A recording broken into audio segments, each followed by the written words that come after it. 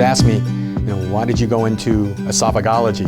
Why did you go into digestive disease? Why are you a gastroenterologist? And I think, with what we have now and the ability to fund some of these projects to get people excited about going into a career in digestive diseases is important, because there's a lot to this that's just not, the physiology of peristalsis. There's a whole nother aspect of the clinical outcomes. What are patients feeling? Diagnostic tests, how to look at whether or not people are competent. So it's a way for us to bring people into digestive diseases and make it exciting. So my research project, with the guidance of my mentor, Dr. Josh Levitsky, is looking at genetic differences in patients who've underwent liver transplantation. The Digestive Health Foundation has been instrumental, to say the least, especially when it comes to funding. Funding is an obvious barrier to research, and with their generous contribution, we're going to be able to get the samples that we need, analyze them, and understand those differences that we're looking for. Right now, the Digestive Health Foundation has provided me a generous reward to look at patients who have reflux disease, people who have symptoms of heartburn and regurgitation.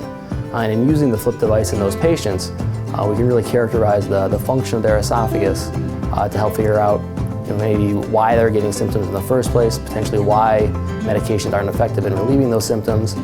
Using the FLIP in those patients may help identify basically some abnormalities that could be corrected with endoscopic or surgical procedures. I'm really passionate about inflammatory bowel disease as a diagnosis, just the disease itself, in addition to the patients. So I think what makes the patient group so fascinating is that this is a disease that takes so much away from their sense of well-being, sense of satisfaction, and they usually are young and healthy otherwise. So one of the biggest challenges that we've had so far is, what are meaningful outcomes in this age group and for the kind of research that I want to do? Going forward, answering this question is very critical, and the grant through the Digestive Health Foundation will help answer that question. One of my goals has been to try to improve and enhance competency of physicians. We're creating an exam that's very validated, and seeing who is competent and who's not.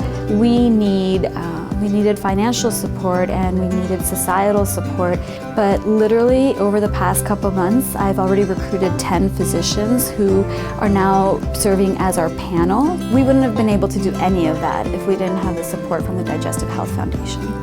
But the challenges for those research activities that you have is how do you fund that initially? The time is gone for you to be able to go to the government external agency and to get that kind of money that you need for that initial investment to get things off the ground. Instead, now with funds from places like the Research Foundation,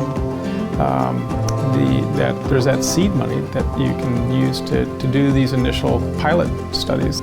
So I think it's a great investment and a great resource for these young investigators.